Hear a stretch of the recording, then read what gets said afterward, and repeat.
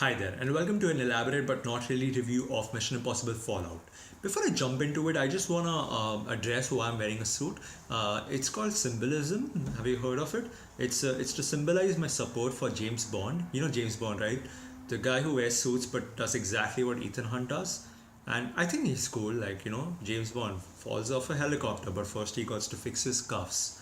Also, I really like Barista Brothers. I know what you're thinking. Oh, another really famous celebrity slash YouTuber doing a brand sponsorship. I just want to make this clear that I'm not really paid by the brothers.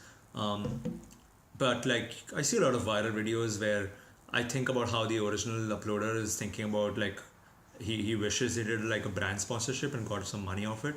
So I'm just like being optimistic. Gotta love Barista Brothers. Feel free to use that. Just a fan. Um, also, you probably think like I'm just like one of those famous YouTubers who's just like faking it. See, that was a natural reaction. I genuinely liked the product. You saw a reaction, right? That was real. That was like a natural reaction. I really like it. Um, but what I didn't really like, that's a great segue. But what I didn't really like was Mission Impossible Fallout. I mean, it was nice. I really like Mission Impossible series because every time you feel like, oh, I want to watch Mission Impossible again, just watch the new one. So instead of watching the old stuff, there's always like a new one to watch. So why watch old shit when you can just watch the new old shit? Like it's basically the same thing. I can't say anything in this review that already hasn't been said. Um, because it's pretty much the same. Like they just like control F find like they found like the plane from the last. Remember there was this plane stunt that happened in the last movie or the movie before. Yeah, they just like control F and then control R replaced that with an helicopter. So I like how like Mission Impossible really cares about its fans and they're like, oh, maybe they now want to rewatch Mission Impossible. Let's just give them a new one, like it's the same thing, but it's like a little like, hey. So yeah, it was nice. He jumps off buildings. He jumps off more buildings. He runs, tries to catch the bad guy. There's like this group. It's sometimes they call it syndicate. This time it's something else. But see, I don't remember because it's really the same. Um, all of the things that I will say are applicable to all of the Mission Impossible. So just go watch a review for any other Mission Impossible. But there's this one thing that I really want to focus up on this video. It's so I'll just I'll just say this. It was weird. Mission Impossible Fallout. It was weird, and I'll tell you why. But before that, I have to explain the plot to you. I'll try to not spoil. I'll really not spoil it for you. Although that's what you watch Mission Impossible for, the suspense. But no spoilers. Um, the main plot centers around Kashmir, Indian occupied Kashmir, which is something that they say in the movie itself. They specify that. So that's good. They have that information. Um, that's where they're shooting, or that's where the plot is centered around. And what is a bit weird was that the plot centers around how these bad guys they want to kill people from India, Pakistan, and China, and then Ethan Hunt, a guy from America, is going to save Indians and Pakistanis and Chinese. See, a lot of people found this a little weird, but I didn't. I like that. I don't mind that.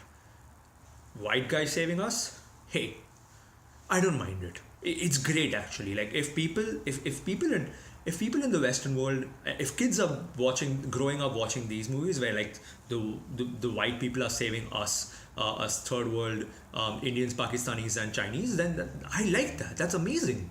That's just a great sentiment. And even with alien movies, it's you all saving the world. So like you're like the class monitor, and I don't mind that. I think it's great, and I will support every movie where y'all try to save our lives. Like you did, like Ethan went to really great lengths to save us. That's heartwarming. I don't know why people didn't like that part. I really liked that part. What I didn't like was, and what I found weird was that It's based in Kashmir. A good part of it is based in Kashmir. You knew that. You say it in the movie. But there were no people from Kashmir in the movie. Like you showed us Kashmir, and then you showed us camps in Kashmir and houses in Kashmir, and there was no brown people. There were no Indians. There were no Pakistanis or Chinese. I would be happy with any of them. None, except in the last scene. There's this small camp, and you could see two guards outside, and they were brown. And even then, the faces were not shown. But the entire movie, my eyes were just trying to search. And after really hard searching for any brown people, I just saw those two guards in the background. Who weren't, again, no faces, just the back. But I was like, yeah, that's brown, because that's how badly I was searching for brown people. So I'm just saying that was weird. Like, you made a good amount of plot is centered around a particular place. Show people from that place in background somewhere. Like, if I were to if the climax of my film was to be in America, and I showed no Americans, even though it's not like in a house or something, it's like out in the open, and I showed like no Americans, it would be weird, wouldn't it? So like I just have this random thing, it's called the Mehershad index. It's a very random thing. Like you showed like two people and they are backs around. Okay, but how about four? So here's the Mehershad index, truly random, just made up right now. Like if you have a movie where the plot centers around people from a particular nation or group of nations dying, and y'all are saving, and that's really like morally righteous of you, and we love that. The Mehershad index states that you have to show at least four people who look like or resemble the ethnicities of the people that are going to die in your plot. So like if you're coming to Kashmir and you're saving all these people from India, China and Pakistan, show people that resemble, like they look like people who look like they're from those parts. Like just four people. And it's complex, like how do you, like four people in the background, no close-ups, I'm okay with that. Just like two of them, like you gotta show like faces of two of them, even in the background, even like really far away. Just like four people in total, two faces. And that's the Mehershad index. Feel free to use this. It's a good rule of thumb, and it will prevent like idiots like me be distracted in the next movie, trying to figure out why this is Kashmir and there are no Kashmiris or anyone except Americans or really white pale Americans. So that was my only a twitch, a really weird moment for me. That really spoiled the climax for me. The climax where Ethan Hunt saves the world. It really spoiled that climax for me. That because I was just like busy trying to look out for any sort of people that look anything like people who would actually be in the place where you claim to be shooting or are centered around. So yeah, that was the only thing. So just just in the background, or just VFX them. I don't care. Or just like, I don't know, like if there were houses, just just put like a photo frame in the house of a brown dude. That's it. So like it's really weird. It's so weird. So yeah, that's it. Sorry for this rant, and look, I didn't. It's not. I'm not really I'm not offended or anything. It's just that it makes no sense. Like in some Mission Impossible where a small plot of your movie was centered around Mumbai, you actually showed Mumbai. That was great. You showed fucking Anil Kapoor. We didn't want that. You don't have to show Anil Kapoor. You don't have to do any of that. Just like normally, if you're shooting at some place, just show like 4 or 5 people in the background who look like they're from that place. You showed Anil Kapoor. Just balance it out next time. That movie is so much Indian in that. This time, none. Just, balance it out. We never wanted Anil Kapoor. That was weird. You made it weird for us. That's it. That was the review. The Mehershad Index. Like, filmmakers feel free to use that. If you want to like make that a thing or something. I don't know. I wouldn't. But if you really want to, then I'd be okay with that. It's Mehershad apostrophe S index.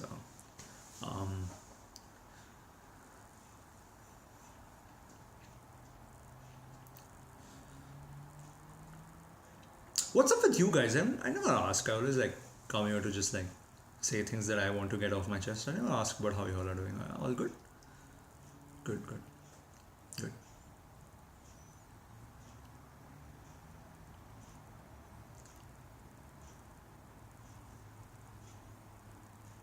Yeah, my roommates aren't home, so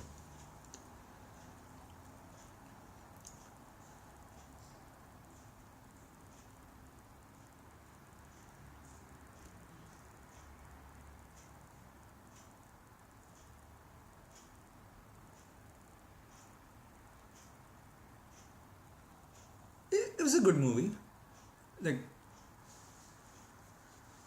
it was a good movie. It wasn't too bad. It's good. Just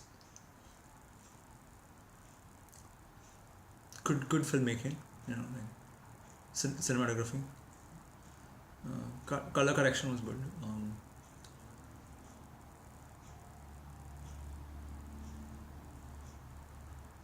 Sound, no problems with sound is good.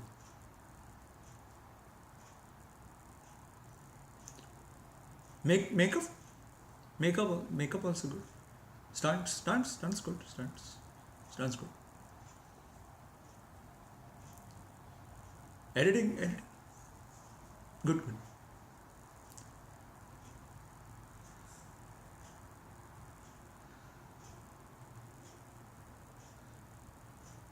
Casting, good. Writing good. Uh, Simon Pegg, comedy, good.